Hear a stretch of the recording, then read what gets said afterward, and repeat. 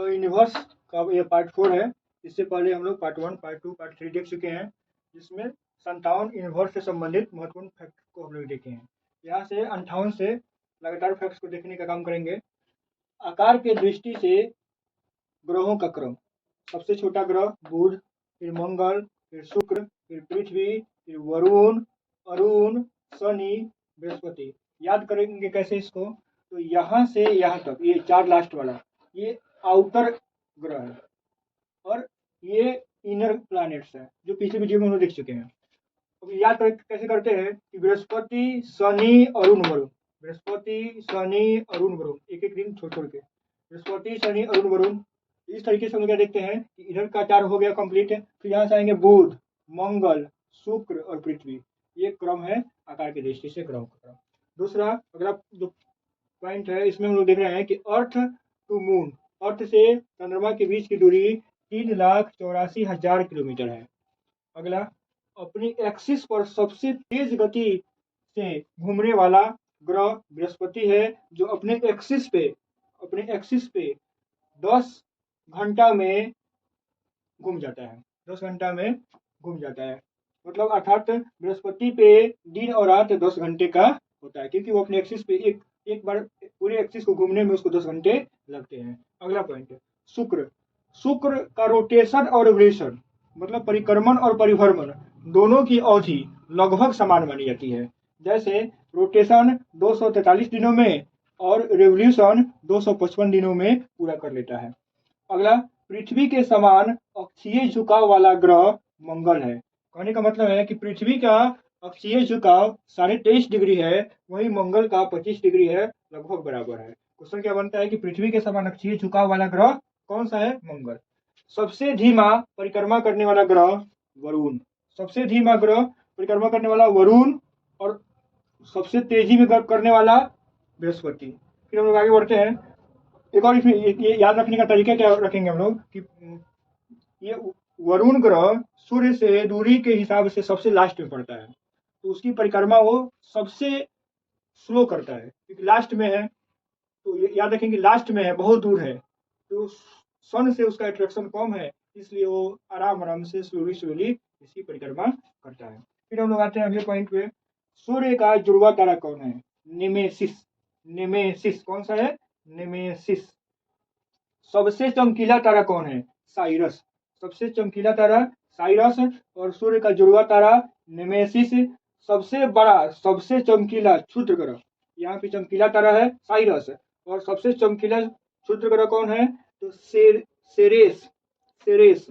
अगला, तारों के व्यवस्थित समूह को नक्षत्र कहते हैं। तारों के व्यवस्थित समूह को नक्षत्र कहते हैं। हम लोग ऐसे एक और नक्षत्र को हम लोग आसानी से रात में देख सकते हैं, जो 7 स्टार एक साथ गुच्छे के रूप में दिखाई देता है, जिसे सप्तऋषि तारा कहा जाता है। और यहाँ पर हम लोग देख रहे हैं कि तारों के व्यवस्थित समूह को नक्षत्र कहते हैं, और नक्षत्रों की संख्या 12 मानी जाती है, और ये महीने के हिसाब से चलता है। तो एक नक्षत्र में 2 पक्ष होते हैं, एक नक्षत्र में 2 पक्ष होते हैं, एक शुक्ल पक्ष और एक कृष्ण पक्ष, और प्रत्येक पक्ष 15 दिनों का होता है। उसी में 15 दिनों पे अमावस्या और पूर्णिमा की स्थिति होती है। अब हम लोग आते हैं अगले पॉइंट पे।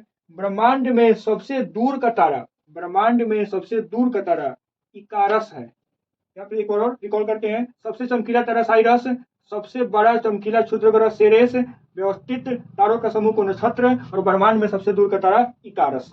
अब अगर आते हैं हम लोग अगले पॉइंट की तरफ। रिंग्स वाला ग्रह कौन है? किस ग्रह के पास अपना वलय है?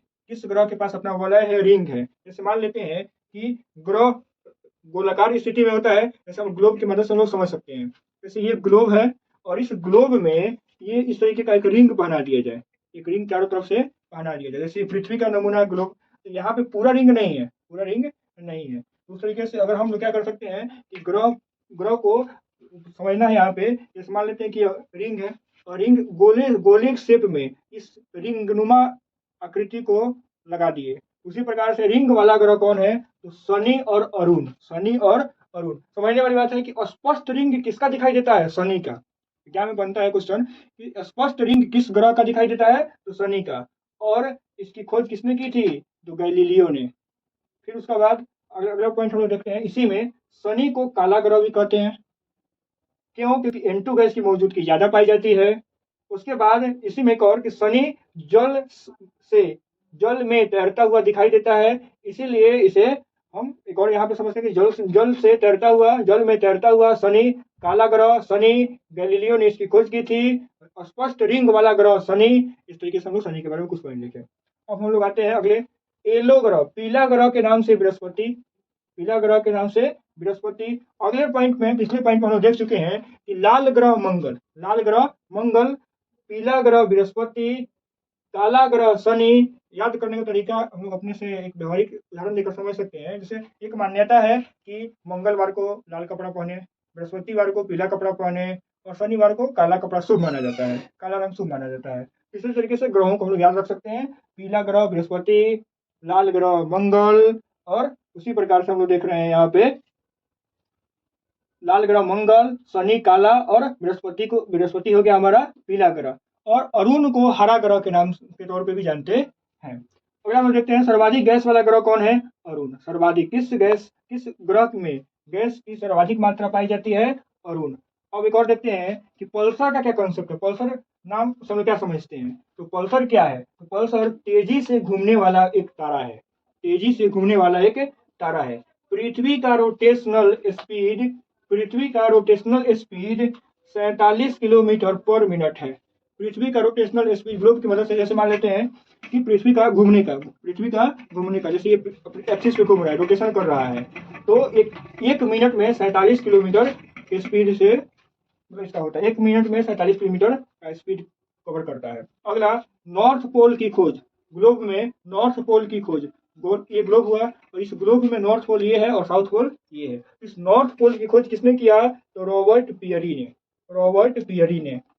साउथ पोल, एसपी मतलब साउथ पोल मतलब ये वाला नीचे वाला, की खोज किसने किया? तो एमंडसेन ने। किसने किया? एमंडसेन ने। अगला पॉइंट है यहाँ पे जीवाश्म ग्रह किसको कहते हैं? तो मून को। और एक और यहीं पे याद रखते हैं कि एक बनता है क्वेश्चन, शांति का सागर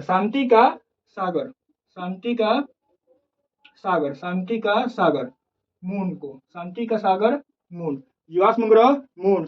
चंद्रमा पर मानव पहला मानव कौन था जो चंद्रमा पर अपना पहला कदम रखा? तो नील आर्मस्ट्रॉन्ग। कहाँ का था? तो अमेरिका का था। कब गया था? तो 1969 में। कब गया था? 1969 में। पहला मानव है, पहला इंसान है जो चंद्रमा पे अपना पैर रखा, कदम रखा। फिर अगला पॉइंट हम लोग देखते हैं कि चंद्रमा अर्थ की परिक्रमा 27 दिन 8 घंटे में कर लेता है। 27 दिन 8 घंटे में कर लेता है। अगला पॉइंट देखते हैं, पृथ्वी का व्यास इक्वेटर पे 12,756 किलोमीटर है और पोल पर 12,714 किलोमीटर है। मतलब इक्वेटर पे पृथ्वी का व्यास, ये हुआ हमारा ग्लोब। और इस इक्वेटर लाइन पे पृथ्वी का व्यास कितना है? 12,756 और पोल पे क्या है? 12,714 किलोमीटर। और दोनों के बीच का डिफरेंस क्या है? तो 42 किलोमीटर। तो एग्जाम में क्या क्वेश्चन बनता है कि पृथ्वी के इक्वेटर और पोल का जो उसका डायमीटर मतलब व्यास का कितना अंतर है? तो क्या क्या बनेगा क्वेश्चन? क्या इसका आंसर होगा? 42 किलोमीटर। इस तरीके से हम लोग पार्ट 4 में कुछ फैक्ट्स को देखे 58 से लेकर 77 तक। पार्ट 3 में हम लोग 57 तक के फैक्ट्स को कवर कर चुके हैं। इस तरीके से पार्ट 1, पार्ट 2, पार्ट 3 और ये पार्ट 4 कंप्लीट हुआ। अगला और लास्ट पार्ट है पार्ट 5, जिसमें हम लोग लगभग सभी पॉइंट को कवर करने का काम करेंगे। और ये 100 फैक्ट यूनिवर्स मतलब एक ज्योग्राफी का ब्रांच कॉस्मोलॉजी से जो जितने रिलेटेड फैक्ट्स हैं और जो एग्जाम के दृष्टिकोण से काफी महत्वपूर्ण है, उन सभी बिंदुओं को कवर कर लिया गया है, कवर कर लिया जाएगा। 100 के बाद पार्ट 5 लास्ट पार्ट होगा द यूनिवर्स का। इससे सभी एग्जाम के लगभग इस कंसेप्ट से जो भी क्वेश्चन बनते हैं सब कवर हो जाएंगे। इसी तरीके से हम लोग अलग अलग टॉपिक पे आपके सामने वीडियो लेकर आएंगे। द यूनिवर्स का पार्ट 5 है, जिसमें हम लोग आगे देखेंगे पार्ट 4 के बाद। यहाँ पे हम लोग 78 से शुरू कर रहे हैं। अब इसमें क्या है कि पहले सन के बारे में जो कुछ महत्वपूर्ण फैक्ट्स है जो उन पार्ट में रह गया है, इस पार्ट में हम लोग कवर करने का काम करेंगे। इसमें देखेंगे कि सन सन हाइड्रोजन और हीलियम, जिसमें लगभग 70% हाइड्रोजन और 30% हीलियम। ऐसे बुक में 71 हाइड्रोजन और 26 हीलियम और कुछ अन्य गैस का मिक्सचर दिया हुआ है, लेकिन मोटा मोटी हम लोग याद रखेंगे कि हाइड्रोजन 70% और हीलियम 30% की मात्रा होती है। इसमें क्या होता है कि दोनों तत्वों के बीच में न्यूक्लियर फिजन होता है, नाभिकीय संलयन होता है, मतलब दो नाभिक यहाँ पे मिलते हैं, जिससे एनर्जी का रिलीज होता है हाइड्रोजन और हीलियम का। और इस न्यूक्लियर फिजन के कारण बहुत बड़े पैमाने पे एनर्जी का रिलैक्सेशन होता है, जिससे एनर्जी निकलता है और हीट वहां से दिखने को मिलता है। फिर अगला देखेंगे कि सन से रिलेटेड, सन का जो अंदर का हिस्सा है जिसको क्रोड कहते हैं, और इस क्रोड के में टेम्परेचर 1.5 इंटू 10 के पावर 7 डिग्री सेल्सियस है अंदर के हिस्सा में, क्योंकि अंदर के हिस्सा में ये न्यूक्लियर फिजन ज़्यादा होगा, जिससे हीट ज़्यादा रिलीज होगा। अगला देखेंगे सन से रिलेटेड दूसरी बात कि इसका जो आउटर एरिया में क्या होगा कि आउटर एरिया को हम लोग कोरोना या क्रीट कहते हैं। जैसे ये आउटर एरिया को कोरोना या क्रीट कहते हैं, जिसका टेम्परेचर 6000 डिग्री सेल्सियस होता है। अब देखिए ये आउटर एरिया है, अब ये आउटर एरिया है, तो इस आउटर एरिया, जैसे मान लेते हैं कि हमारा सर है, अब इस सर पे अगर हम कोई कैप लगाते हैं, टोपी लगाते हैं, तो टोपी किस पे जाता है, तो सर पे जाता है। मतलब इस अंदर के हिस्सा पे ये बाहर का जो हिस्सा दिखाई दे रहा है एक टोपी जैसा होता है, इसीलिए इसको कहते हैं सूर्य का मुकुट या सूर्य की टोपी, कैप। सूर्य का मुकुट किसे कहते हैं, कोरोना या क्रीट को कहते हैं, जो इसका बाहरी हिस्सा होता है, जो मुकुट जैसा चमकता हुआ प्रतीत होता है। फिर हम लोग देख रहे हैं क्या अगला इसमें कि ये अर्थ से सन 13 लाख गुना बड़ा होता है, 13 लाख गुना बड़ा होता है। अगला बात देखेंगे हम लोग कि भविष्य में ऊर्जा देने का समय, मतलब अभी जो सन है और कितने समय तक ये एनर्जी रिलीज कर सकता है, मतलब न्यूक्लियर फिजन इसका चल सकता है, हाइड्रोजन हीलियम कब तक रहेगा, मतलब खत्म कब तक होगा। तो वही कह रहे हैं कि भविष्य में ऊर्जा देने का समय क्या है, तो 10 की पावर 11 वर्ष तक सन रहेगा, उसके बाद से सन का अस्तित्व समाप्त हो जाएगा। मतलब जो हम लोग देख रहे हैं कि सन आगे का गोला है, दहकता हुआ गोला है, वो अब बुझ कर राख हो जाएगा, समाप्त हो जाएगा। कब होगा, तो 10 के पावर 11 वर्ष तक। अगला देखेंगे कि सन का व्यास क्या है, तो यहाँ पे देखेंगे 13,92,000 किलोमीटर, 13,92,000 किलोमीटर। एक और इसमें क्या है कि सन से रिलेटेड जो सबसे कॉन्सेप्चुअल पार्ट है, उसको हम लोग समझने का प्रयास करते हैं। ये यूपीएससी अपने पीटी एग्जाम 2018 में पूछ चुका है, ये दोनों। अब इस दोनों को थोड़ा सा ध्यान से समझने का काम करते हैं। अरोरा बोरोलिस और अरोरा ऑस्ट्रोलिस, इस दोनों को समझेंगे। जैसे ग्लोब पे हम लोग समझ सकते हैं कि जैसे ये अरोरा बोरोलिस और अरोरा ऑस्ट्रोलिस की घटना क्या होती है।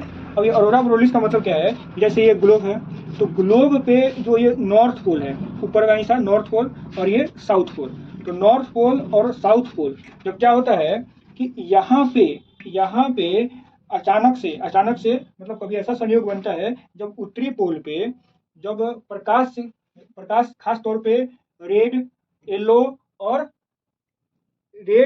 ग्रीन तीनों रंगों का मिश्रण जब दिखाई देता है, जो ये प्रकाशमय की स्थिति होती है उत्तरी ध्रुव पे, तो उसको कहते हैं ऑरोरा बोरोलिस। ऑरोरा का मतलब क्या है कि ध्रुव पे, या नॉर्थ ध्रुव हो या साउथ ध्रुव हो, दोनों ध्रुवों पे प्रकाश की स्थिति जब चमकता है, लाइट की स्थिति होती है, तो उसको क्या कहते हैं, अरोरा। क्या कहते हैं, अरोरा। अब एक नाम है बोरोलिस और एक नाम है ऑस्ट्रोलिस। अब देखिए बहुत ही यहाँ पे शानदार कंसेप्ट से याद रखिए कि ऑस्ट्रेलिया नीचे में है, मतलब साउथ के पास है, तो साउथ पे क्या होगा, साउथ पोल के पास क्या होता है, तो अरोरा ऑस्ट्रोलिस। क्या होता है, अरोरा ऑस्ट्रोलिस। और नॉर्थ के पास क्या होगा, अरोरा बोरोलिस। याद रखेंगे कि नीचे साउथ में ऑस्ट्रेलिया है, तो ऑस्ट्रेलिया के नाम पे ऑस्ट्रेलिस, और ऊपर में क्या होगा, बोरोलिस होगा।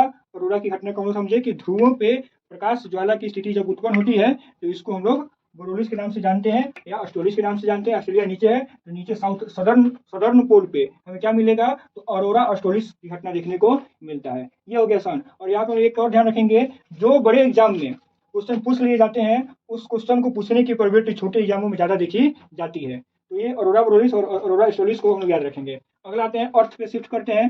अर्थ का टेम्परेचर -80 डिग्री सेल्सियस से 58 डिग्री सेल्सियस वेरी करता है, मतलब कम से कम -80 डिग्री पहुंच जाता है और ज़्यादा से ज़्यादा 58 डिग्री सेल्सियस देखा गया है। अगला देखते हैं अर्थ का मास। 5.97 × 10 के पावर 24 kg है।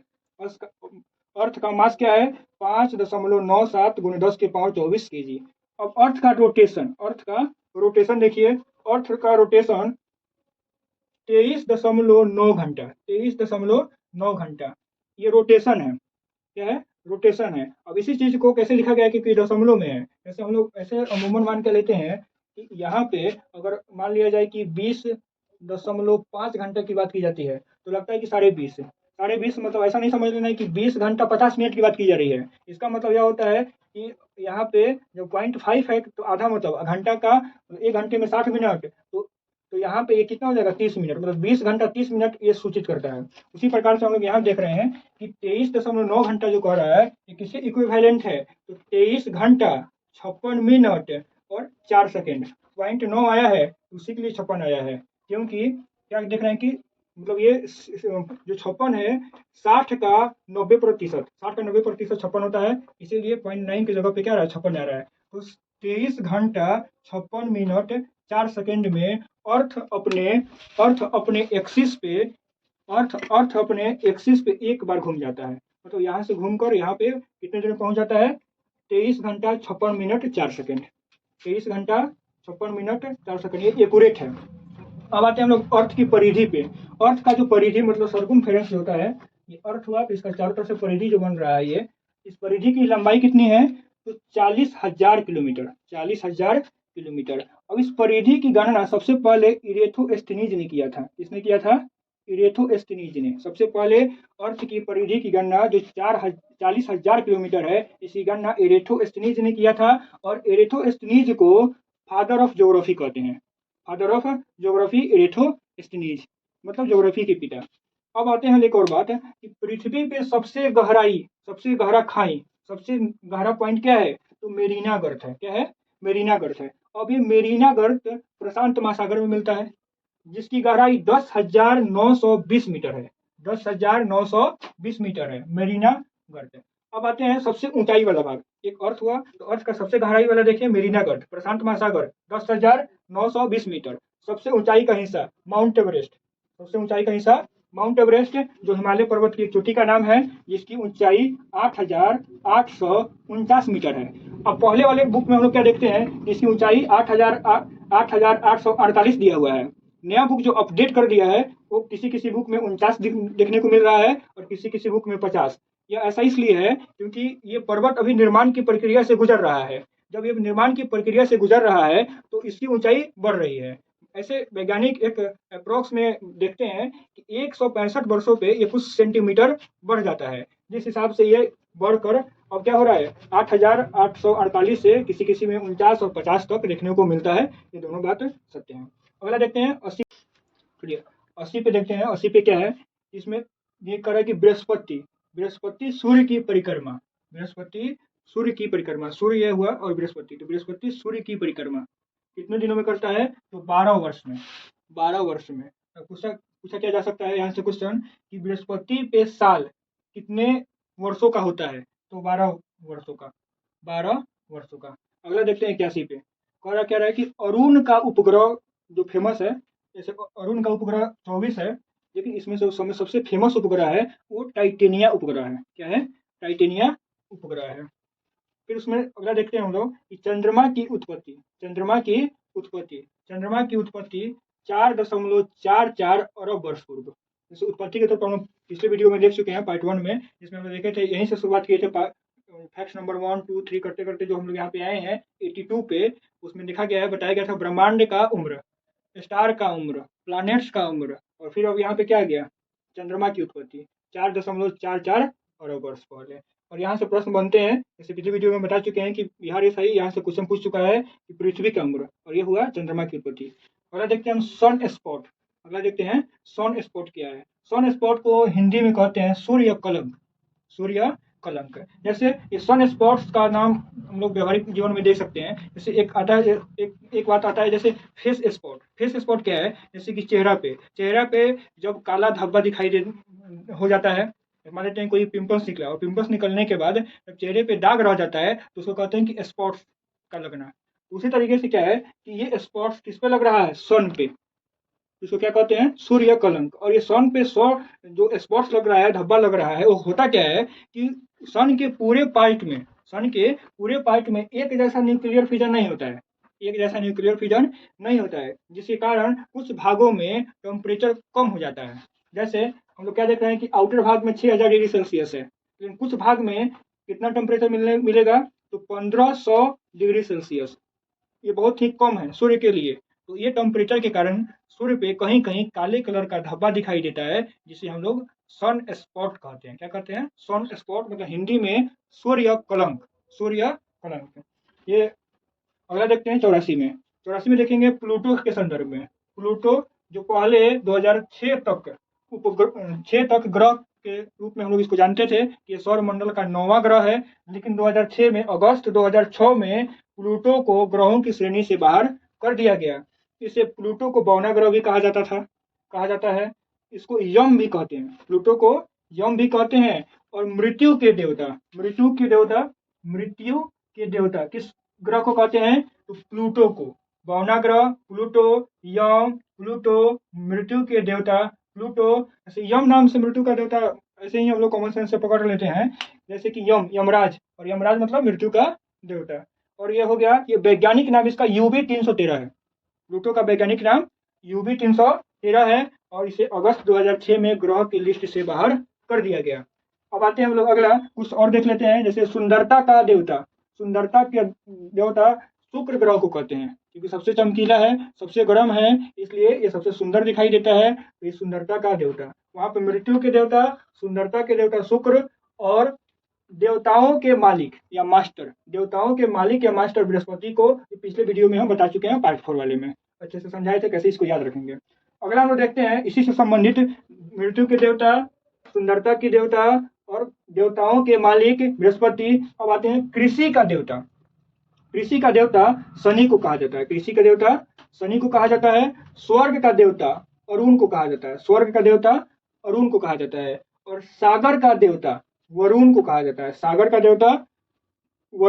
जाता है। अब यहाँ देखते हैं हम लोग, ये तो देवता का क्रम हो गया कि कृषि का देवता शनि, स्वर्ग का देवता अरुण, सागर का देवता वरुण, स्वर्ग का अरुण और सागर का वरुण, सुंदरता का शुक्र, और मास्टर ऑफ गॉड्स मतलब भगवान के मालिक कौन है? तो बृहस्पति। फिर आगे देखते हैं हम लोग कुछ परिकल्पनाएं किसके संदर्भ में, तो अर्थ के ओरिजिन, पृथ्वी की उत्पत्ति के संदर्भ में जो थ्योरीज विभिन्न विद्वानों के द्वारा दिया गया है, उसके बारे में हम लोग देखने का प्रयास करते हैं। 88 में क्या देख रहे हैं हम लोग कि 1755 में गैसीय परिकल्पना सबसे पहले किसने दिया? तो इमैनुअल कांट ने क्या दिया?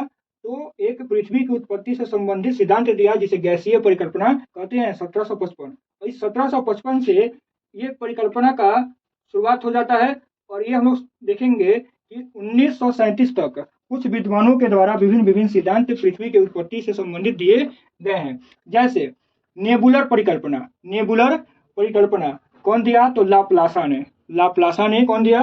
तो नेबुलर परिकल्पना कि नेबुलर की कंसेप्ट के द्वारा इस अर्थ की उत्पत्ति हुई है। और ये अर्थ की उत्पत्ति, ब्रह्मांड की उत्पत्ति, तारों की उत्पत्ति से संबंधित वीडियो हम लोग आने वाले वीडियो में हम लोग देख सकते हैं, लाने का प्रयास किया जाएगा। फिर हम लोग देखते हैं ग्रहीय परिकल्पना किसने दिया? तो ये चैम्बरलिन और मोल्टन ने ग्रहीय परिकल्पना का सिद्धांत दिया।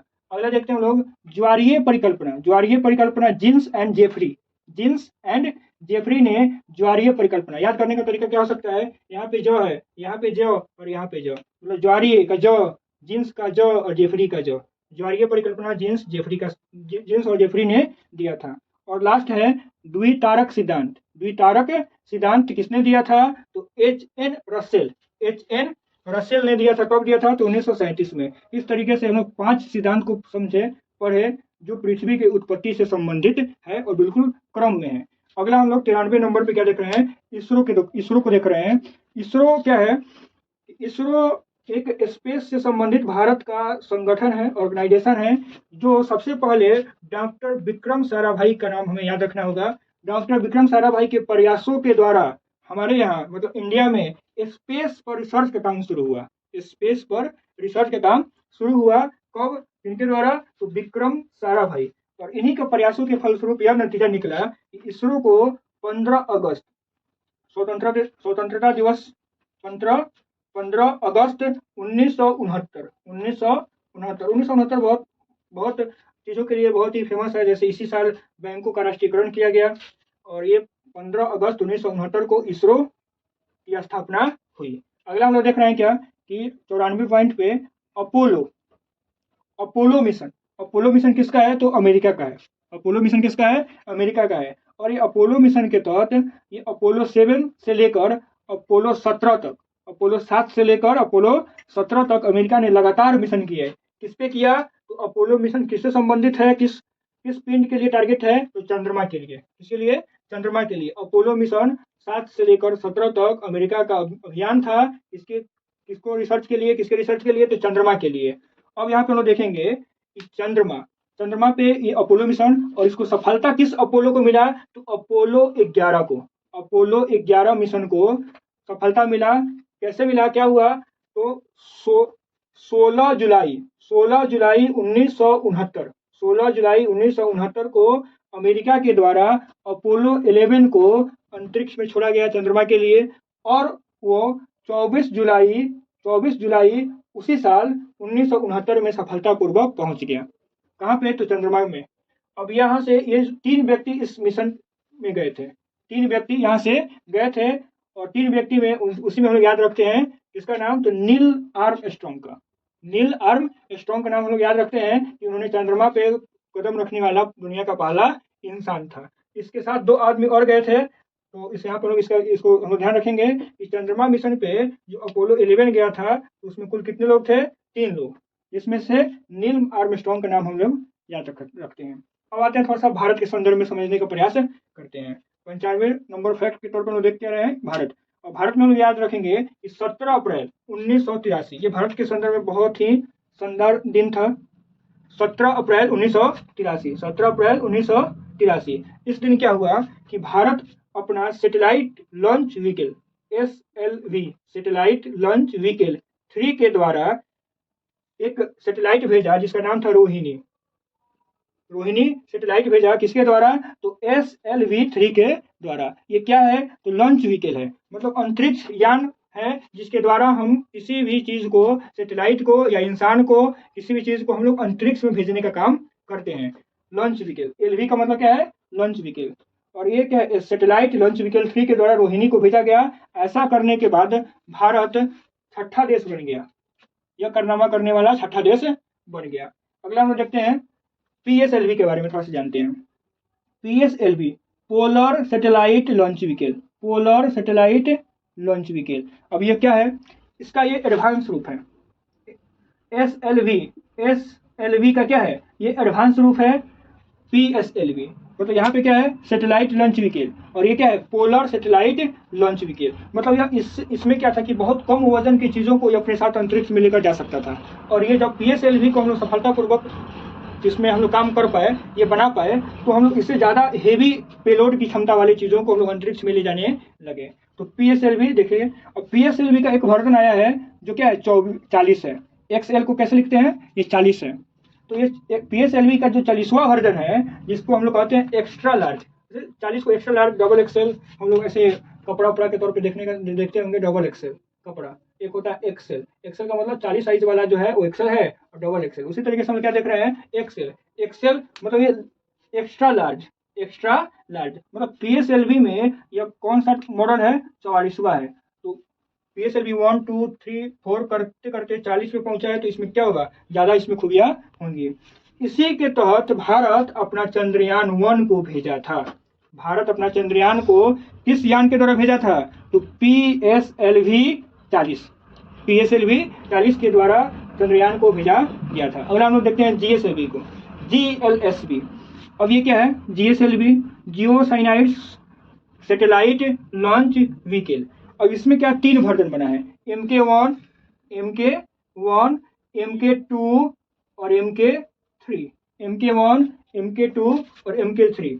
अब MK1 का जो पेलोड कैपेसिटी है, पेलोड कैपेसिटी का मतलब होता है कि वह कितने वजन के चीज़ों को अपने साथ अंतरिक्ष में लेकर जा सकता है।